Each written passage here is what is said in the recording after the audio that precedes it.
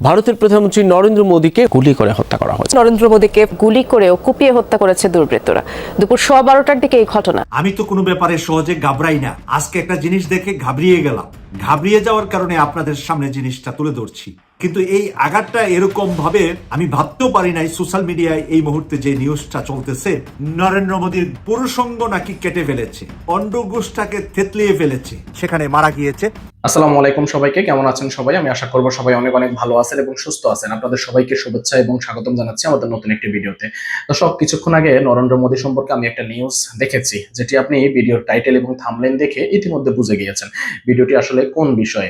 দর্শক, আমরা এই ধরনের গুজবে কখনো বিশ্বাস করতে চাই না এবং যারা এই ধরনের গুজব ছড়ায় তাদেরকে বলতে চাই, আপনারা আরো সতর্কভাবে যাচাই বাছাই করে ভিডিও তৈরি করুন, কারণ গুজবে কেউ বিশ্বাস করে পেলুক সেটি আমরা কোনোভাবেই চাই না। সুতরাং মিডিয়াকে কাজ করতে হলে আরো সতর্কভাবে করতে হবে। দর্শক, নরেন্দ্র মোদী সম্পর্কে যে ভিডিওটি ছড়িয়েছে, যা তা শুনলে আপনি একেবারে অবাক হয়ে যাবেন এবং আপনার পায়ের তলার মাটি পর্যন্ত সরে যাবে। শুরুতে আমি এই বিশ্বাস করতে পারতেছিলাম না, কিন্তু যখন আস্তে আস্তে পুরো ভিডিওটি দেখলাম তখন আমার চোখ একেবারে কপালে উঠে গেল। তাই আপনাদেরকে অনুরোধ করব যে আজকের এই ভিডিওটি নরেন্দ্র মোদী সম্পর্কে পুরোটাই দেখবেন, অবশ্যই কোনোটুকু যেন স্কিপ না করেন। চলুন দর্শক, কথা না বাড়িয়ে আমরা পুরোটা দেখে আসি, তারপর আলাপ করব, সঙ্গেই থাকবেন।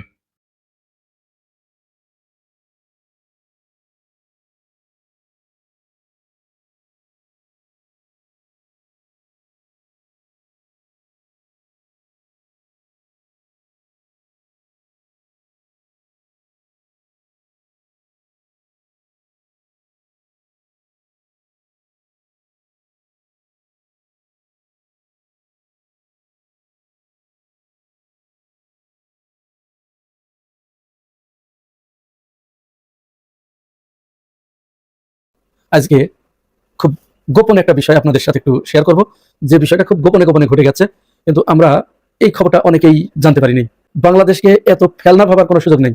আমরা বিশেষ করে এই কথা যদি দিল্লিকে উদ্দেশ্য করে বলি, বা শুধু দিল্লি কেন, পাকিস্তানকে উদ্দেশ্য করে যদি বলি, আমেরিকাকে উদ্দেশ্য করে যদি বলি, চীনকে উদ্দেশ্য করে যদি বলি, সৌদি আরবকে উদ্দেশ্য করে যদি বলি, তাহলে প্রত্যেকের দিকেই এটা সমান প্রযোজ্য। বাংলাদেশকে এত ফেলনা ভাবার কোনো সুযোগ নেই। এটি $1 ট্রিলিয়ন একটি দেশ। এখানে সমস্ত দিক দিয়ে, তার অর্থনৈতিক, তার বাণিজ্যিক, তার ভৌগোলিক সীমারেখার কারণে এটি এত গুরুত্বপূর্ণ যে বিশ্বের বাঘা বাঘা দেশ যেগুলো, সেগুলো নজর এখন বাংলাদেশের দিকে। অর্থাৎ তারা বাংলাদেশ ছাড়া তাদের অনেক কিছুই কল্পনাও করতে পারে না, চিন্তাও করতে পারে না।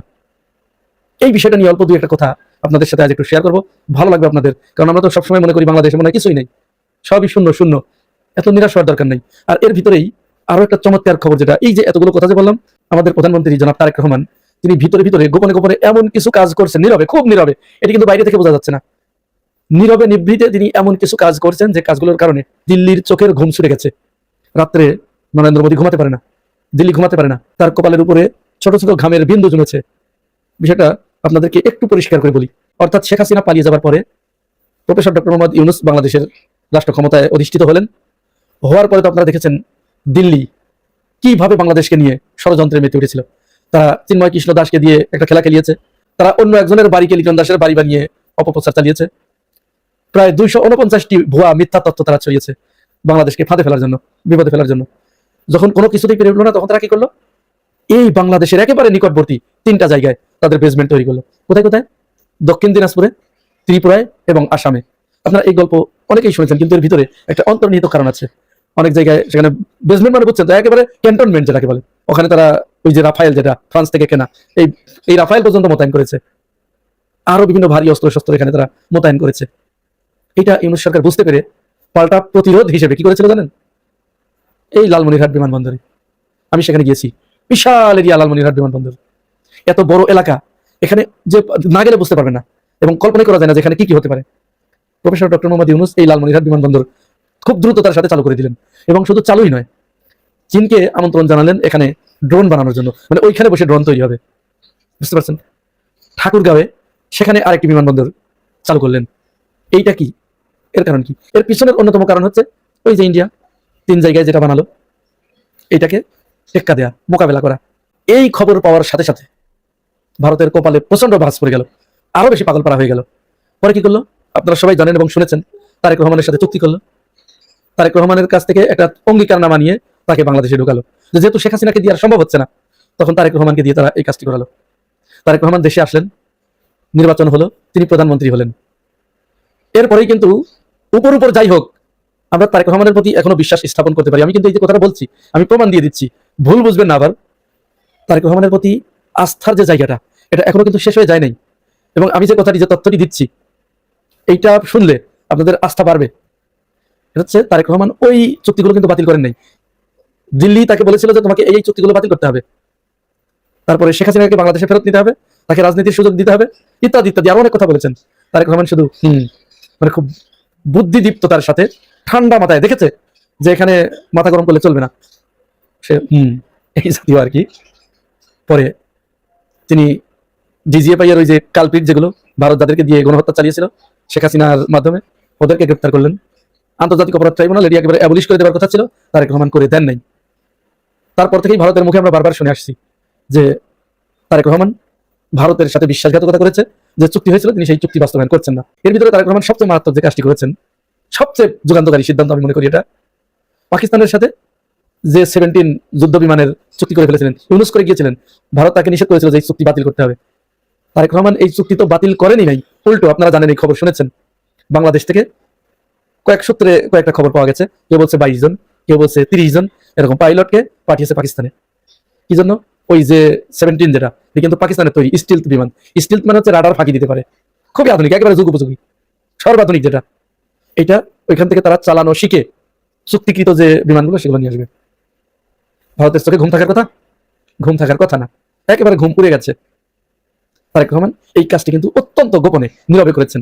শুভেন্দু অধিকারী বলেছেন হাসিনা ওয়াজেদ বাংলাদেশের নাকি বৈধ প্রধানমন্ত্রী, এবং শাহজালাল বিমানবন্দরে হাসিনা ওয়াজেদ নামবে, আমরা নাকি সেলুট করে তাকে নিয়ে আসব। এই মন্তব্যটাকেও আমি খুব একটা খারাপভাবে নেই নাই, কারণ ফ্যাসিস্ট শেখ হাসিনা পতনের পর পালিয়ে গেছে তার নিজ দেশ ভারতে, অবস্থান করছে দিল্লিতে। তার পরিবারের মানুষজন যদি তাকে বৈধ প্রধানমন্ত্রী মনে করে, করতেই পারে, সেটা তাদের ব্যাপার। তারা যদি শাহজালাল বিমানবন্দরে পাঠাতে চায়, সেটাকেও আমরা স্বাগত জানাই। তারা বলেছে সেলুট করে হাসিনা ওয়াজেদকে নিয়ে আসতে হবে, তাতেও রাজি আছি। সেলুট করে আমরা ওই দিন শাহজালাল বিমানবন্দর থেকে গণহত্যাকারী ফ্যাসিস্ট শেখ হাসিনাকে জেলখানায় প্রবেশ করাবো, ইনশাআল্লাহ, কোনো অসুবিধা নেই। আমরা প্রস্তুত আছি তো নাকি? তাহলে ভারতের পররাষ্ট্র মন্ত্রণালয়, এই হিন্দুত্ববাদী উগ্র সরকার বিজেপি যারা আছে, যারা ফ্যাসিস্ট শেখ হাসিনাকে বাংলাদেশে পাঠাতে চাচ্ছে, তাদেরকে আমরা স্বাগত জানাই এবং আমরা প্রস্তুতি গ্রহণ করি যে আগের বার তো পালিয়েছিল চোরের মতো, এবার বীরের বেশেই আসুক, আমরা ফ্যাসিস্ট শেখ হাসিনার বিচার দেখতে চাই। সংগ্রামী সাথী এবং বন্ধুগণ, ভারত নিয়ে কথা বলছিলাম, তাহলে ভারত নিয়ে আরেকটা বলি। আপনারা দেখেছেন কিছুদিন আগে ভারতে একটি নির্বাচন হয়েছে, হাসিনা মার্কা নির্বাচনই হয়েছে।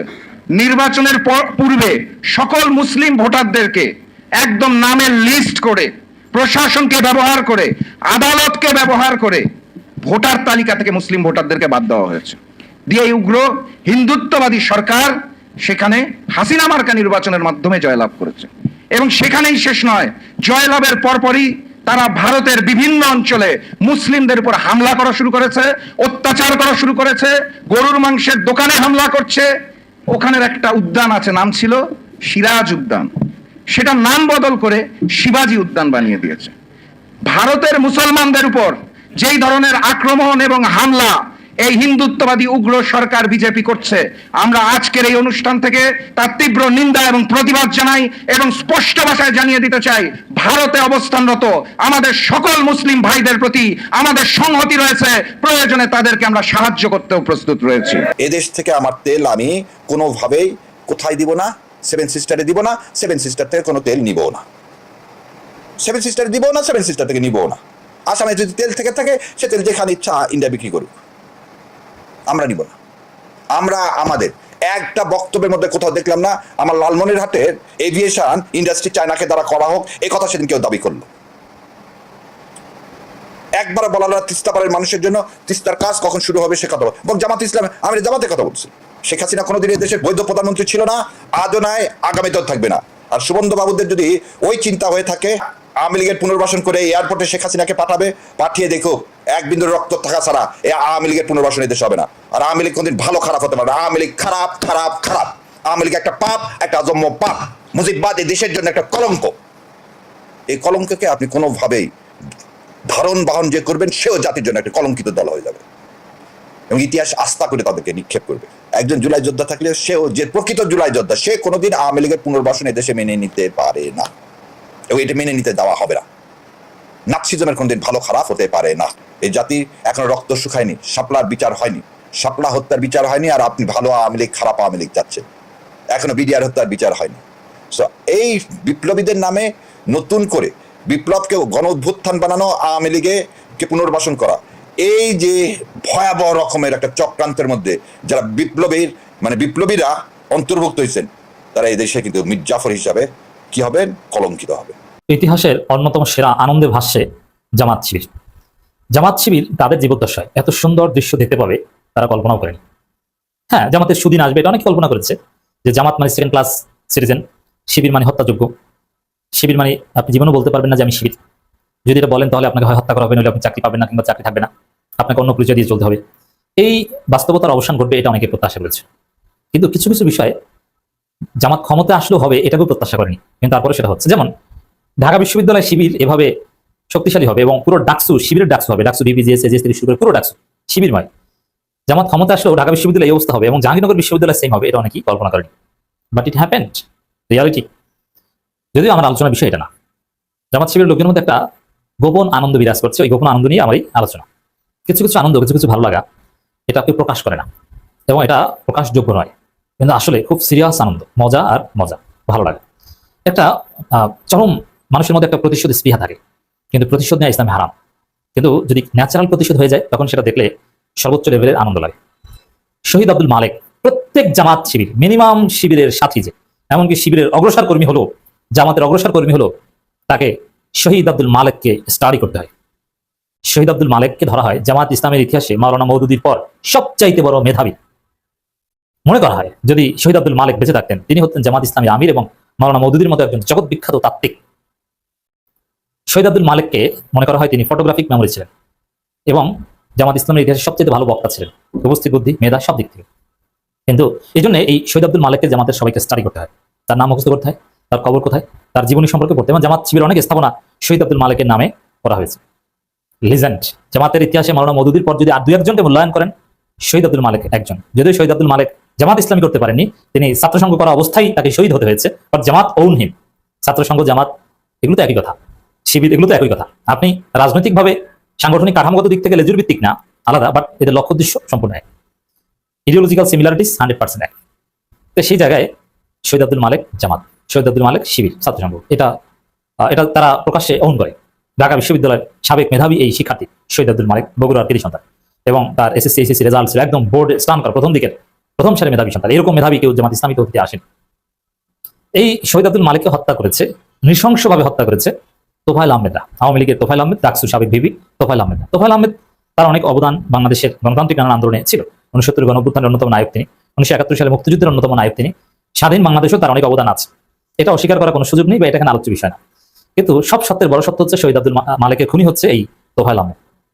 জামাতের ইতিহাসে অন্যতম শ্রেষ্ঠ অ্যাসেট, যাকে অঙ্কুরেই হত্যা করেছে এই তোফায়েল আহমেদ গং।